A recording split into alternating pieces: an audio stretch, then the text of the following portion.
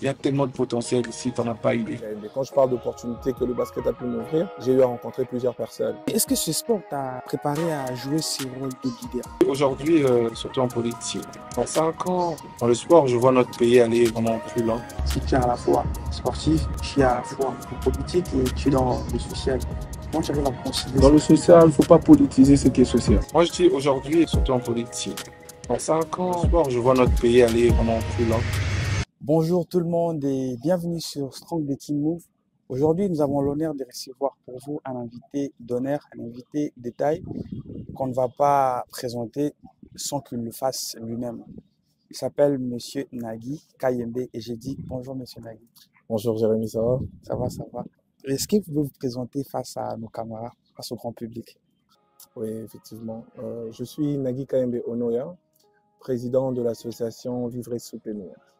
Vous avez grandi à Kinshasa, puis à Johannesburg.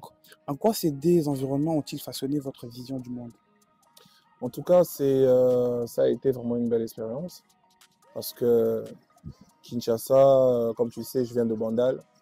Bandal, c'est Paris, comme on dit. C'est Paris, le Paris des Kim. Et Bandal, c'est un environnement où tu retrouves cette communauté vraiment très proche l'une à l'autre. Très ouvert d'esprit. Très ouvert d'esprit. Très prêt à collaborer. Effectivement, donc ça m'a pas trop, j'étais pas trop dépaysé parce que voilà, Johannesburg, c'était un endroit déjà que j'ai fréquenté beaucoup. Donc, et en étant de Bandal, ça m'a pas pris du temps pour m'intégrer ou quoi que ce soit, quoi. Et comment votre passion pour le basket a-t-elle influencé votre parcours éducatif? Effectivement, bon, le basket, vous savez que c'est une discipline, c'est un sport vraiment collectif aussi. Et c'est un sport qui ramène beaucoup de discipline et beaucoup de sérieux. Et dès le bas âge, j'ai commencé le basket à Bandal, au foyer. À quel âge? Oh, j'ai commencé le basket vraiment. C'est le premier sport que je me rappelle avoir joué. Ok. C'est le premier sport que je me rappelle avoir joué. J'ai essayé un peu le foot, mais c'était pas trop mon truc. Je me rappelle, j'ai eu à marquer un seul but de toute ma carrière de foot, quoi. Et le basket, c'était l'amour, hein. C'était l'amour. Bon, c'est toujours l'amour. Voilà, quoi. Donc, ça m'a vraiment aidé à être la personne que je suis aujourd'hui parce que j'ai eu à passer beaucoup de challenges avec le basket, comme tout autre sportif peut vous le dire. Tout compétiteur. Voilà. C'est pas un sport facile. Il n'y a aucun sport facile déjà, mais c'est une bonne discipline. Et quel souvenir vous marque le plus de vos années d'études en Afrique du Sud? C'est mes années de fac. Ouais, mes années à l'université, c'était un challenge parce que je devais combiner entre le basket et les études. Donc, tu sais, ici, en jouant professionnellement, j'ai pas vraiment joué professionnellement à Kinshasa. Donc, à Kinshasa, j'ai joué, j'étais au collège et tout, je m'entraînais, mais je ne suis jamais engagé dans la vie professionnelle à Kinshasa. Et en étant à Johannesburg, c'était un peu un challenge parce que je devais faire les deux. Donc, en même temps, je ne pouvais pas laisser l'autre pour faire l'autre. Je pouvais pas. Donc, je devais enchaîner les deux. C'était pas facile. C'était pas facile, hein. Quand tu finis ta match, après tu as examen le lendemain. Compliqué. C'est vraiment compliqué, mais voilà, ça s'est fait, hein. Et quel a été le plus grand défi en tant que basketteur professionnel à l'étranger?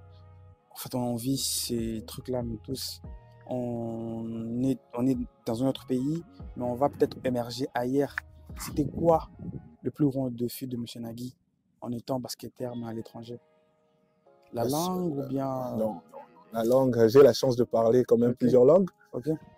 Mais c'est cette solitude qu'on ressent parfois, en fait. Voilà, on est toujours bien chez toi, comme tu on dit. manques à qui vraiment voilà, ta famille, tes parents, tes frères et sœurs, tes amis. Surtout quand tu es sportif, tu changes de ville presque tout le temps. Donc la minute où tu t'installes, tu dois déjà partir ailleurs. C'était un peu ça le challenge, quoi. Tu as vécu avec? Ouais, écoute, quand tu te dis que tu te lances dans ça, tu dois faire un blocage et faire ton travail. Donc ton travail, c'est jouer parce que, tu sais, le sport, c'est une discipline qui joue trop avec le moral. Donc quand tu te laisses aller avec ça, tu sais rien faire. Et cette expérience sportive, comment tu as su la capitaliser pour ouvrir d'autres portes dans ta vie professionnelle? Bon, déjà, le sport, c'est. Je bénis. Bon, je suis vraiment chrétien, je suis très chrétien. Donc, Ok. j'ai béni l'Éternel de m'avoir permis de jouer ce sport parce que c'est quelque chose qui m'a vraiment ouvert beaucoup de portes. Beaucoup de portes. J'ai eu à rencontrer beaucoup de personnes et des gens quand même influents. Et oui, j'ai été à l'école, j'ai fait mon éducation normale avant de me lancer vraiment Dans le sport. complètement dans le sport. C'était vraiment mon but, en fait. Je ne voulais pas arrêter le sport. J'ai eu Ouais, plusieurs tu occasions, voulais en pas fait. brouiller les étapes. Voilà, j'ai eu plusieurs occasions d'arrêter avec mes études pour aller directement dans le sport, mais c'était vraiment un truc qui me retenait. Je me disais, je me devais. Donc, tu avais ce De... feu-là qui brûlait en toi. Effectivement, je me devais de terminer avec mes études avant de me lancer complètement dans le sport parce que le sport, ça peut s'arrêter comme ça à n'importe quel moment. Tout peut s'arrêter. Et Dieu merci, je sors de là pas avec des fractures. Dieu merci. Mais il y en a qui, que Ouais, il y en a qui aussitôt, comme si aussitôt, voilà, aussitôt c'est fini. arrêtent Donc, par je défaut. dirais que le sport m'a aidé à avoir cet esprit de combattant déjà. C'est l'esprit des challenges aussi. Effectivement, de pouvoir voir les choses différemment. Parce que ça te permet d'avoir cet esprit de discernement aussi. Ouais. Et ça t'ouvre les portes. Hein. Ça t'ouvre les portes, des connaissances, des gens. Est-ce que ce sport t'a préparé à jouer ces rôles de leader? Si oui, mais de quelle manière précisément? Mais je crois que j'ai toujours été cette personne qui reste en arrière, qui observe, mais qui fait en sorte que les gens... tout pour l'équipe. Effectivement, en fait, parce que je suis plus collectif. Okay. Parce que je me dis, moi, je crois pas en l'individualité. Je ne crois pas en ça. Moi, c'est un pour tous, tous pour un, en fait. C'est cet esprit-là, je me dis, comme on dit en anglais, the team make the dream work, tu vois un peu. C'est l'équipe qui va faire en sorte que le rêve puisse marcher. Ouais, ensemble, on va effectivement. Donc, moi, c'est plus ça. Et après, voilà, les gens voient au moins, les leaders, comme vous êtes en train de dire, les gens voient au moins ça. Je suis leader d'un moment, d'une façon. Mais ça demande, je dirais que c'est le sport parce que ces discernements, je ne crois pas que je l'ai eu ailleurs. Parce que j'ai eu beaucoup de challenges dans le sport, en tout cas beaucoup. Ouais, après, il faut qu'on se le dise dans le sport, c'est que challenge sur challenge, les entraînements. J'ai eu une anecdote, là, je peux vous le raconter. Okay. J'étais à Johannesburg, j'ai été sélectionné à l'époque, hein. Ça fait très longtemps, pour Basketball Without Borders. So, Basketball Without Borders, c'est pour, en fait, on sélectionne les meilleurs joueurs d'Afrique, jeunes, hein, les meilleurs joueurs jeunes d'Afrique. La nouvelle génération, la fraîcheur. Pour venir participer à un camp de basket avec les coachs NBA et tout ça. Là. Okay. Et ce qui se passe, moi, en ce moment-là, j'étais à Johannesburg, je reçois un message sur Instagram. Comme ça. Un message sur Instagram de monsieur Thierry Kita. Je connais, je le salue là s'il me suit. Okay. Il me fait un message, ouais Nagui, on te cherche, t'es où et tout. J'ai dit, bon, écoute, ouais, je suis là. Il me dit, ouais, mais il y a ton invitation ici, pourquoi t'es pas au camp? J'ai dit, oh, moi j'ai rien reçu. Il me dit, ouais, tu dois débarquer, tu dois venir au terrain et tout. C'était à l'école américaine. Donc, l'école américaine de Johannesburg. Voilà, l'école américaine de Johannesburg. Donc j'arrive à l'école américaine. Et en arrivant, on me dit, ouais, mais tu sais, tu es arrivé en retard. Il y avait déjà, mais on a déjà fini et tout. J'ai dit, bah écoute, c'est pas grave. Je suis dedans ou pas? Non, tu arrives en retard, il n'y a pas moyen que tu entres dans le camp. Wow. Ou je te dis, en étant jeune, tu vois les choses différemment. Maintenant, avec du recul, je me dis, maintenant, la décision que j'avais prise à l'époque, ça aurait un sens maintenant parce que j'ai plus de maturité, tu vois. Et en étant jeune, je me dis, ouais, ma vie n'a plus de sens, tu vois un peu. Là, tu as des coachs comme Popovic, tu as des Hakim Olajuwon, des Chris Paul, ils sont là en train de... Tu vois, je me rappelle, c'était quand Giannis venait d'être... une année, 2 ans après que Giannis soit drafté. Donc, il y avait tous l'élite de la NBA qui était là. Et toi, tu avais l'occasion et on te dit non, comme ça. Et ce que je fais, je parque ma voiture au parking. Je dis, OK, d'accord.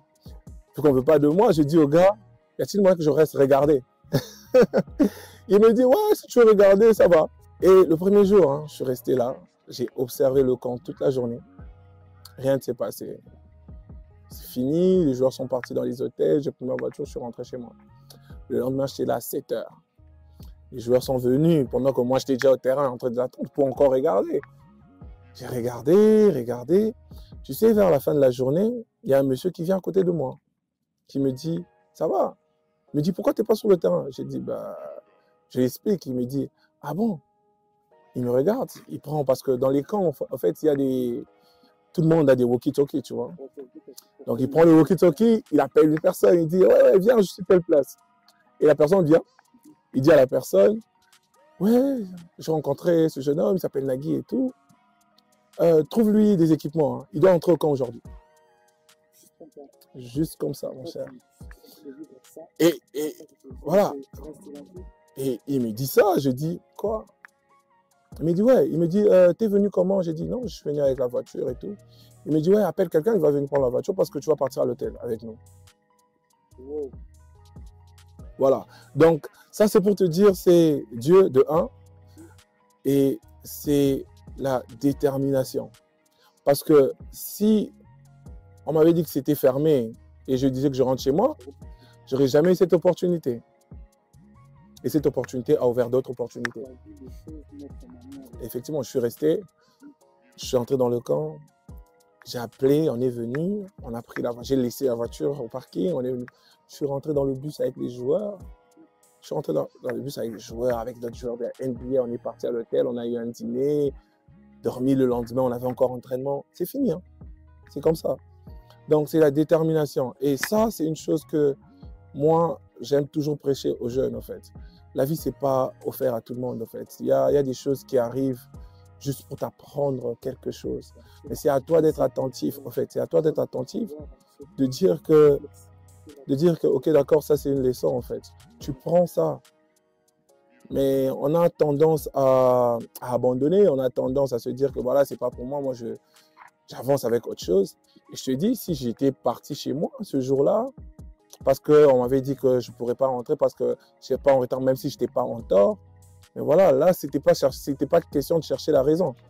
Tu vois, je suis resté, j'ai peiné, ça fait mal, mais après, ça paye. Voilà. Après, ça paye. Donc, c'est un peu ça. Donc, voilà pourquoi je voulais un peu expliquer.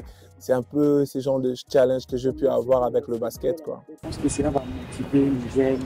Tout cela se rencontre de difficultés. Face au défi, là, quand on parle au-delà de la je pense que c'est dans le va vraiment travailler le mindset et l'autre. Ouais. Il est à l'origine de la création de l'association des Amis de la Ah.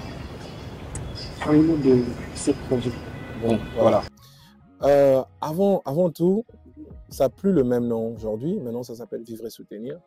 Mais les amis, Vivre et Soutenir. Les amis de Nagui KMB, c'est une association que j'ai créée pendant que je jouais au basket. C'était plus basé effectivement avec les amis de Nagui KMB. Quand je parle d'opportunités que le basket a pu m'ouvrir, j'ai eu à rencontrer plusieurs personnes. Et ces personnes-là, à chaque fois que j'étais avec eux, j'ai parlé de mon pays, tu vois.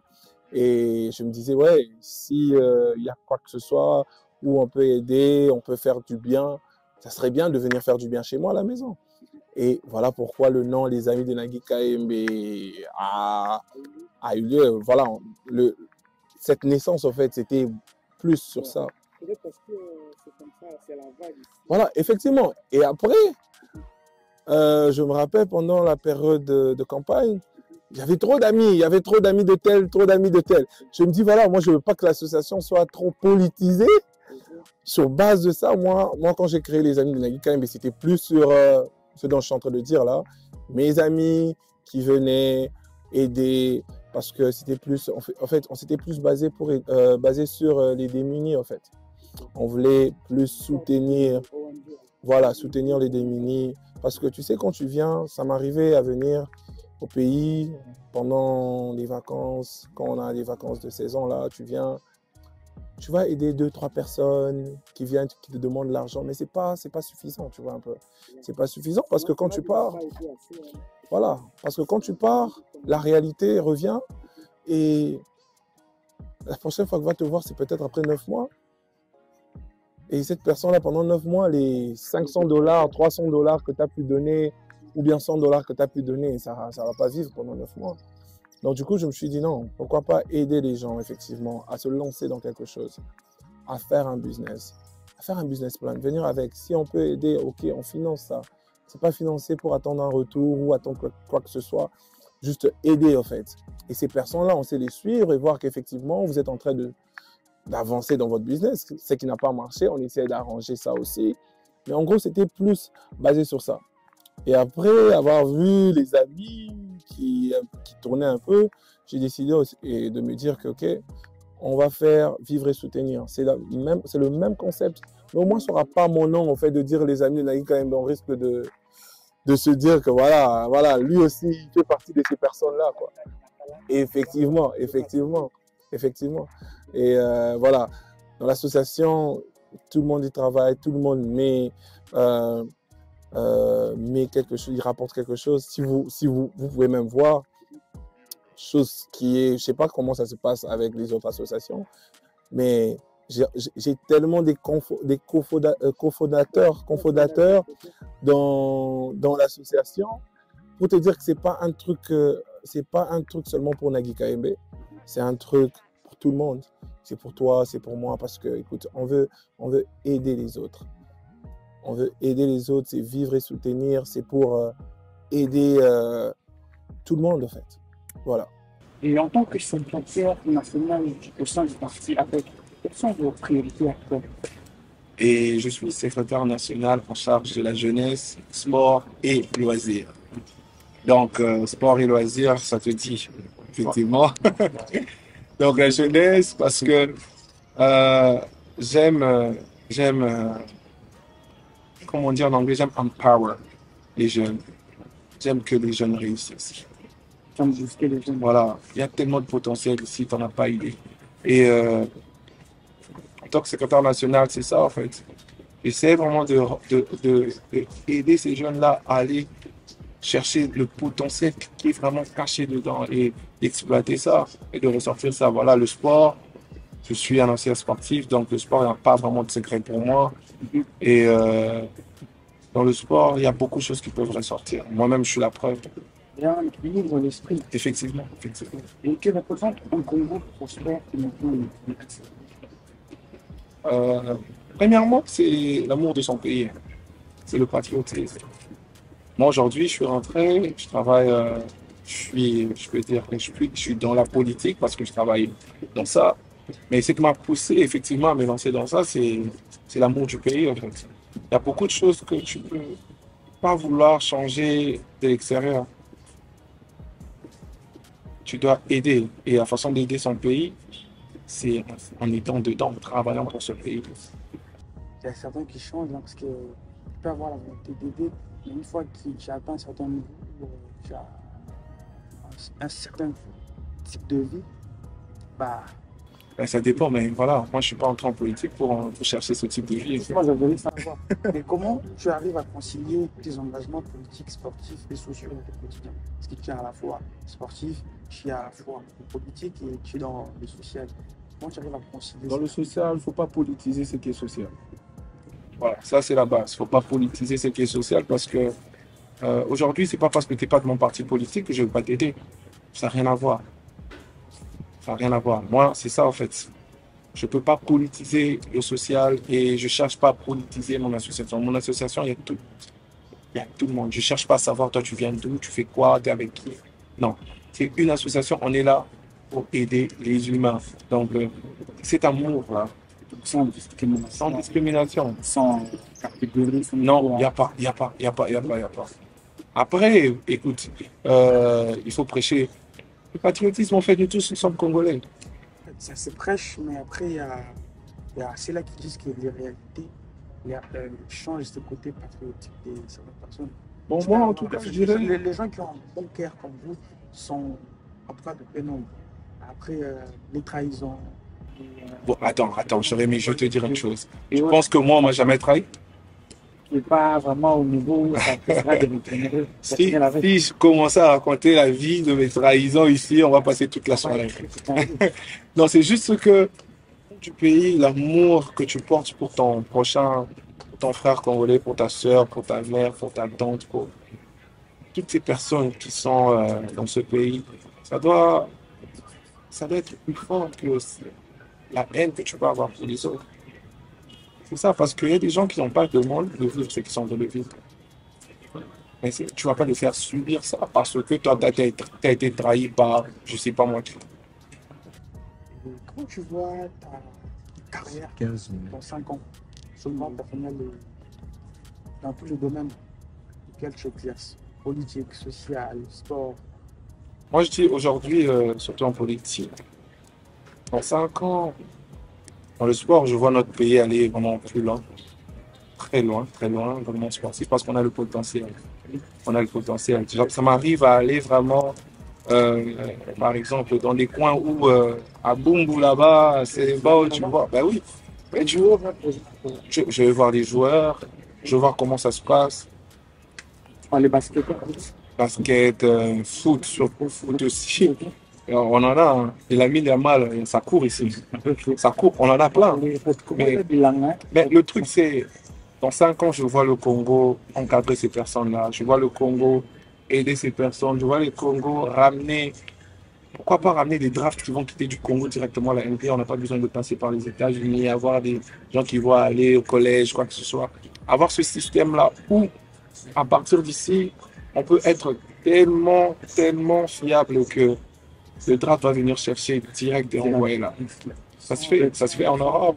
Voilà, ça se fait. Il y a des joueurs qui quittent les clubs européens, qui partent directement à NBA sans savoir jouer au collège.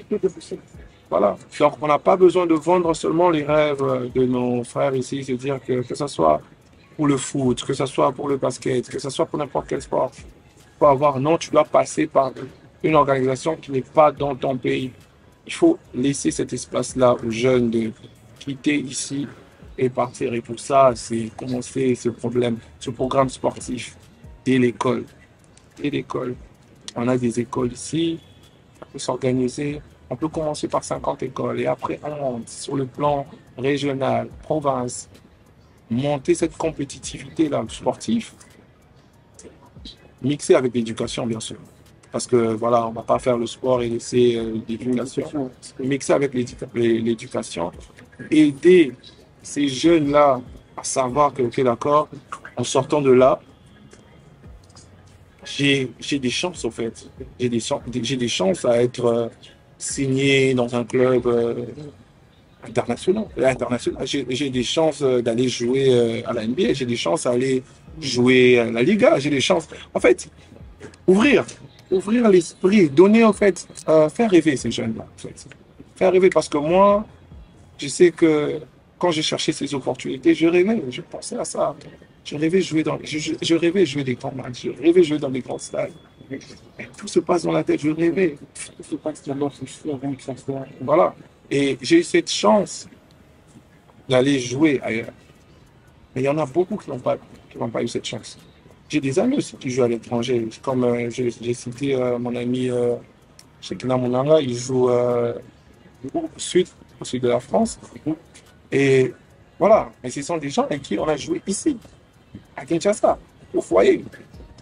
Tu vois, on a eu cette chance. Mais à chaque fois, on a des conversations, on se dit, ouais, on doit faire des choses pour nos frères aussi. Malgré qu'on n'a pas vraiment, nous, on n'a pas reçu vraiment d'aide, c'est battu avec Dieu. Mais si Dieu a fait en sorte qu'on passe par là, on va pas se croiser et se dire, ok, d'accord, bon, écoute, nous, tu as réussi, les autres, on s'en fout. En fait, on doit redonner à la communauté. Et c'est ça, en fait, Bandal. Franchement, je te remercie pour cette matière que tu viens de donner. Je pense que ça va aider beaucoup de jeunes qui ont suivi cette entrevue, beaucoup de jeunes sportifs qui sont encore dans le ghetto, dans la zone d'ombre, qui se débrouillent, qui n'ont aucun tunnel, aucun tuyau pour voir la lumière. J'espère qu'après avoir entendu et écouté ce que vous venez de dire, ça va changer la perfection de vie. Et on va chuter très rapidement vers le mot de la fin. Est-ce que vous pouvez envoyer un message bref à un jeune sportif ou à un jeune, un futur Nagui Kayembe qui vous suit? Ça, c'est un conseil que j'aurais donné à l'ancien Nagui. Mais je dirais que d'abandonner en fait. C'est facile. Il ne faut pas choisir la facilité. En choisissant la facilité, on se condamne. Et aussi, l'intégrité, pas vouloir se compromettre dans des choses sans technique et la détermination. Donc, j'ai dit toujours confondre détermination, courage et discipline. C'est des choses différentes. Le courage, tu l'as, mais tu ne l'as pas tous les jours. Le gars, les rangs, c'est la discipline. D'avoir la détermination, c'est ce qui suit le fait de la discipline. Comment? Parce que quand tu es discipliné, c'est pour un but précis, n'est-ce pas? Tu vas atteindre un but précis.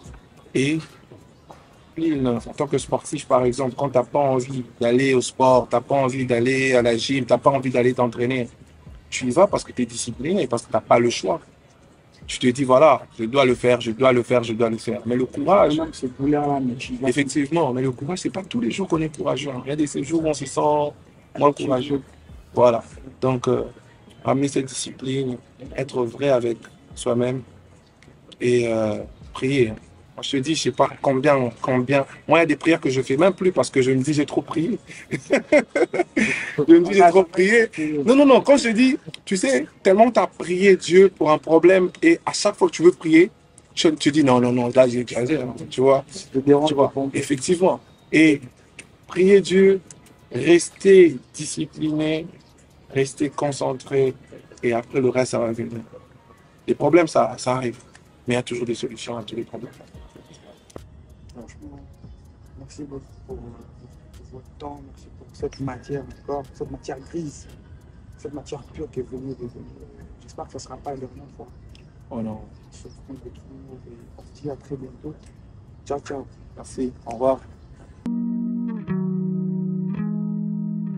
Strong Dokin Move, premier magazine à caractère culturel et marketing en RDC.